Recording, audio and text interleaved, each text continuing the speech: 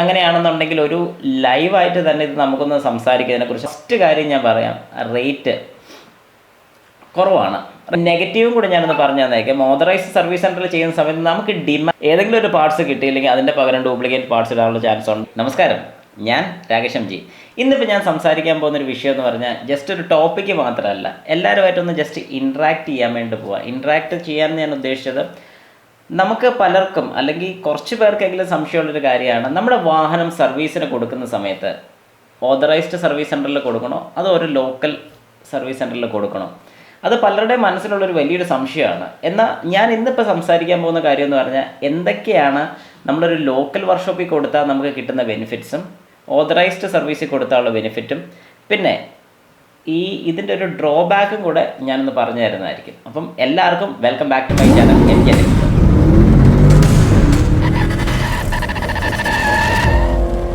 പിന്നെ ഒരു കാര്യം കൂടെ പറഞ്ഞോട്ടെ, നിങ്ങൾ ആദ്യമായിട്ടാണ് ഈ ചാനൽ കാണുന്നതെങ്കിൽ ഈ ചാനൽ സബ്സ്ക്രൈബ് കൂടെ ചെയ്യുക. റൈറ്റ് സൈഡിലുള്ള ബെൽ ബട്ടൺ കൂടെ ഒന്ന് പ്രസ് ചെയ്തേക്കുക. കാരണം എൻ്റെ പുതിയ ഓരോ വീഡിയോസിൻ്റെ നോട്ടിഫിക്കേഷൻ ഉടനെ തന്നെ ലഭിക്കാൻ വേണ്ടിയിട്ടാണ്. ഓക്കെ, അപ്പോൾ നമുക്ക് സ്റ്റാർട്ട് ചെയ്യാം.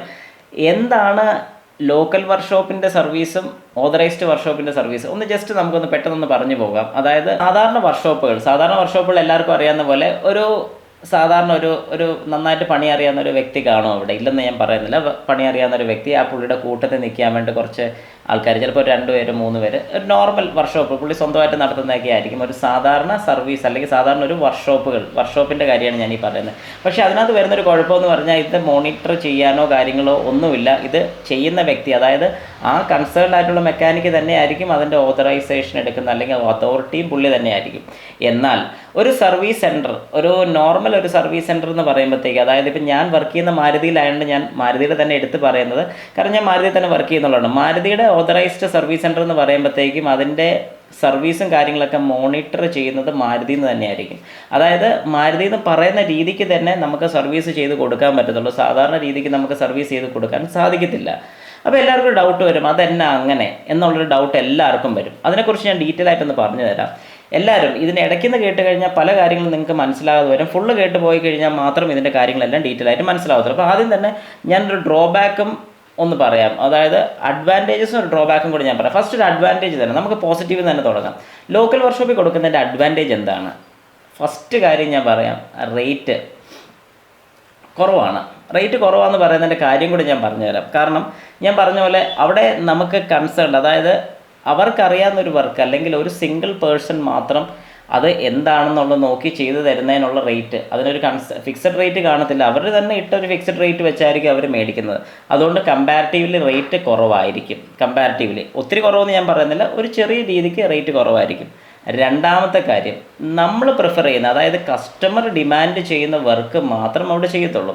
അതായത് നോർമൽ ഞാനൊരു എക്സാമ്പിൾ പറഞ്ഞുതരാം. നമുക്കിപ്പം വാഹനത്തിൽ ഒരു 40 അല്ലെങ്കിൽ 4ാമത്തെ വർഷം അല്ലെങ്കിൽ 40,000 കിലോമീറ്റർ സർവീസ് എന്ന് പറയുമ്പോൾ മാരുതിയിൽ മേജറാണ്. നമുക്ക് അത്യാവശ്യം പെട്രോൾ വാഹനമാണെന്നുണ്ടെങ്കിൽ നമുക്ക് മാറേണ്ട engine oil, coolant, brake fluid, fuel filter, air filter, spark plug കാര്യങ്ങളെല്ലാം മാറേണ്ട ഒരു സർവീസാണ് 4th ഇയർ അല്ലെങ്കിൽ 40ൻ്റെ സർവീസ് എന്ന് പറയുമ്പോൾ 40,000 അല്ലെങ്കിൽ 40,000 സർവീസ്. എന്നാൽ ഒരു ലോക്കൽ വർക്ക്ഷോപ്പിൽ ചെല്ലുന്ന സമയത്ത് നമ്മൾ പറയുകയാണ് ഓയിൽ മാറിയാൽ മതി അല്ലെങ്കിൽ സ്പാർക്ക് പ്ലഗ് മാറിയാൽ മതി എന്ന് പറഞ്ഞു കഴിഞ്ഞാൽ ബാക്കി ഒരു കാര്യം അവർ ശ്രദ്ധിക്കത്തില്ല. ഇങ്ങനെ ചില കാര്യങ്ങളൊക്കെയാണ് നമുക്ക് ഇതിനകത്തൊരു അഡ്വാൻറ്റേജ് ആയിട്ട് പറയാനുള്ളത് ലോക്കലി കൊടുക്കുന്ന സമയത്ത്. എന്നാൽ ലോക്കലി കൊടുക്കുന്ന സമയത്തൊരു ഡ്രോബാക്ക് ഞാൻ പറഞ്ഞു തരാം.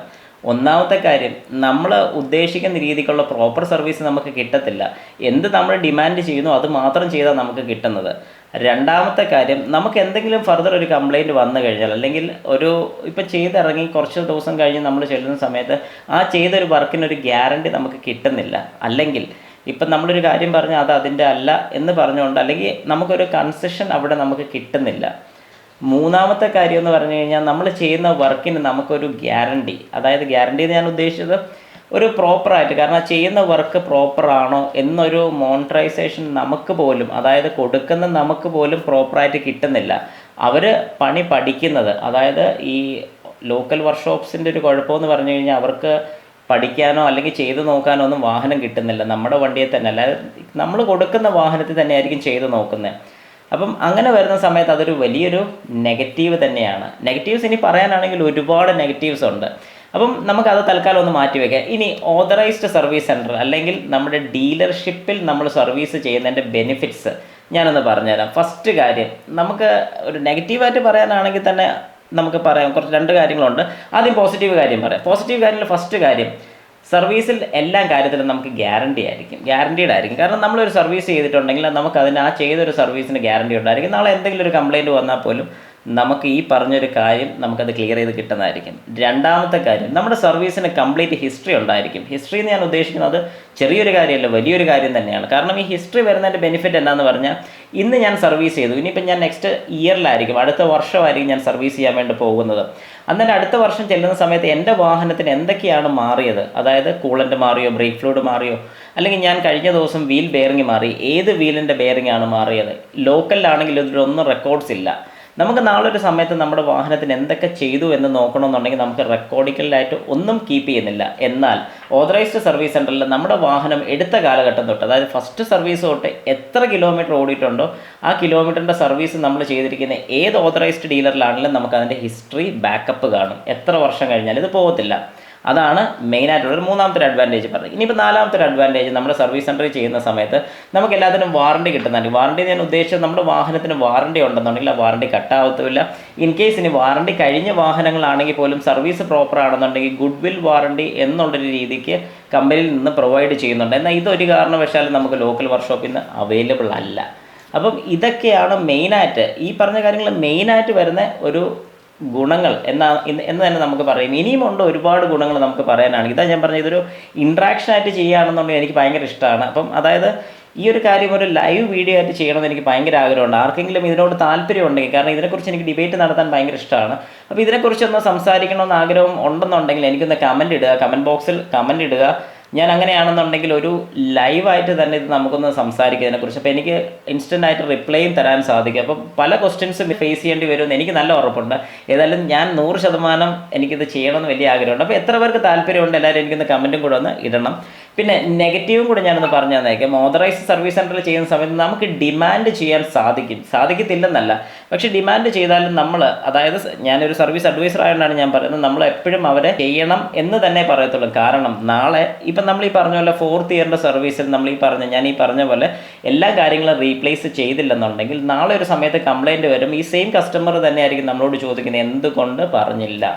പിന്നെ നമ്മളിപ്പോൾ ഇതുപോലെ ഈ പറഞ്ഞ കാര്യങ്ങൾ കസ്റ്റമർ വില്ലിങ് അല്ല, ചെയ്യാൻ താല്പര്യമില്ലെന്നുണ്ടെങ്കിൽ നമ്മളത് കൺസേൺ ആയിട്ട് ആ സർവീസ് റെക്കോർഡിൽ അത് കൊടുക്കുന്നതായിരിക്കും. കാരണം നാളെ ഒരു സമയത്ത് ഒരു കംപ്ലയിൻറ്റ് വന്നു കഴിഞ്ഞാൽ ഈ കസ്റ്റമർ ഒരിക്കലും പറയരുത്, കാരണം ഇത് നമ്മളോട് നേരത്തെ പറഞ്ഞില്ല എന്ന് പറയാതിരിക്കാൻ വേണ്ടിയാണ് അങ്ങനെ കൊടുക്കുന്നത്. അതൊരു നെഗറ്റീവായിട്ട് വേണമെങ്കിൽ പറയാം. കാരണം നമ്മൾ ശരിക്കും പറയുന്നത് ആ വാഹനത്തിൻ്റെ നല്ലതിന് വേണ്ട, കസ്റ്റമറിൻ്റെ നല്ലതിനല്ല, വാഹനത്തിൻ്റെ നല്ലതിന് വേണ്ട. കാരണം സർവീസ് പ്രോപ്പറായിട്ട് ചെയ്താൽ ഒരു വാഹനത്തിനും കംപ്ലയിൻറ്റ് വരുന്നതായിരിക്കത്തില്ല. എന്നാൽ സർവീസിൽ നമ്മളൊരു ലാഗ് കാണിക്കുകയോ അല്ലെങ്കിൽ അങ്ങനെ എന്തെങ്കിലും രീതിക്ക് മാറ്റങ്ങൾ വരുത്തുമ്പോഴാണ് നമ്മുടെ വാഹനത്തിന് കംപ്ലയിൻറ്റ് കൂടുന്നത്.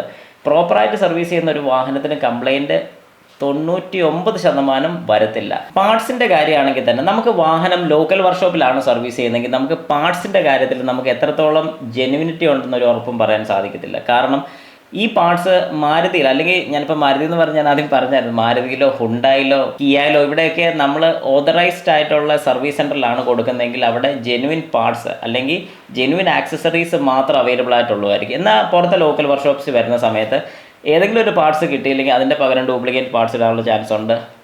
മാറേണ്ട പാർട്സുകൾ, അതായത് കംപ്ലയിൻറ്റ് വരുന്ന പാർട്സുകൾ എപ്പോഴും ഷോറൂമിൽ മാറിയേ വിടാറുള്ളൂ. എന്നാൽ ലോക്കലിൽ അത് റിപ്പയർ ചെയ്തിടും. പക്ഷേ ഈ റിപ്പയർ ചെയ്തിട്ട് കഴിഞ്ഞാൽ അതിനൊരു ആയുസ് അല്ലെങ്കിൽ ഒരു ലൈഫ് ഒരിക്കലും പറയാൻ സാധിക്കത്തില്ല. അതിന് കംപ്ലയിൻറ്റ് വരും മുമ്പോട്ട്. എന്നാൽ മാറി വിടുകയാണെന്നുണ്ടെങ്കിൽ കംപ്ലയിൻറ്റ്സ് വരത്തില്ല. നമ്മൾ അന്നേരം ഒരു ഇനിഷ്യൽ കോസ്റ്റ് ഇച്ചിരി കൂടുതലാണെങ്കിൽ പോലും ഭാവിയിൽ നമുക്ക് അതിനിട്ട് പിന്നെയും കോസ്റ്റ് മുടക്കേണ്ടി വരുന്നില്ല. റിപ്പയർ ചെയ്തിട്ട് കഴിഞ്ഞാൽ പിന്നെയും അതിന് കോസ്റ്റ് മുടക്കിക്കൊണ്ടിരിക്കേണ്ടി വരും. അപ്പോൾ അത് വെച്ച് നോക്കുകയാണെങ്കിൽ ലാഭം എപ്പോഴും റീപ്ലേസ്മെൻ്റ് ആയിരിക്കും. മാരുതി അല്ലെങ്കിൽ ഓതറൈസ്ഡ് സർവീസ് സെൻറ്ററിലൊക്കെ മെയിനായിട്ടൊരു അഡ്വാൻറ്റേജ് അത് എന്നാന്ന് പറഞ്ഞു കഴിഞ്ഞാൽ, ഓരോ പുതിയ മോഡൽ വാഹനം ഇറങ്ങുന്ന സമയത്ത് അതിൻ്റെ ഫുൾ ട്രെയിനിങ് അവൈലബിൾ ആയിരിക്കും. അതായത് പുതിയ വാഹനം വരുന്ന സമയത്ത് അതിൻ്റെ ഓരോ കാര്യങ്ങൾ വെച്ച് വന്നിരിക്കുന്ന അപ്ഡേഷൻസിൻ്റെ കാര്യങ്ങളും എഞ്ചിൻ്റെ സ്പെസിഫിക്കേഷൻ അല്ലെങ്കിൽ എഞ്ചിൻ റിലേറ്റഡ് ആയിട്ടുള്ള കാര്യങ്ങളും ഇതിനെക്കുറിച്ച് എല്ലാം ട്രെയിനിങ് തരുന്നതായിരിക്കും. അത് ട്രെയിനിങ് എന്ന് പറയുമ്പോൾ ജസ്റ്റ് ഓൺലൈൻ ക്ലാസ്സസോ കാര്യങ്ങളോ മാത്രമല്ല, പുതിയത് മുഴുവൻ നമുക്ക് അഴിച്ചു നോക്കി അതിനകത്തുള്ള ടെസ്റ്റിങ്ങോ അല്ലെങ്കിൽ അതിൻ്റെ ഫങ്ഷൻസും കാര്യങ്ങളൊക്കെ നമുക്ക് കാണിച്ചു തരുന്നതായിരിക്കും.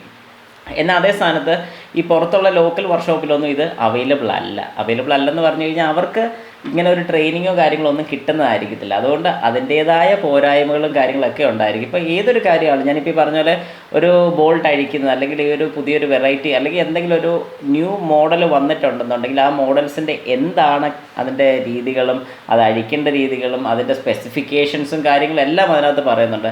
ജസ്റ്റ് ഒരു എക്സാമ്പിൾ മാത്രം നോക്കിയാൽ മതി. ലോക്കൽ വർക്ക്ഷോപ്പിലൊക്കെ ഇപ്പോഴും ടയറെല്ലാം മുറുക്കുന്ന സാധാരണ ഒരു സ്പാനർ വെച്ച് വെറുതെ ടൈറ്റ് ചെയ്ത് വിടുകയാണ്.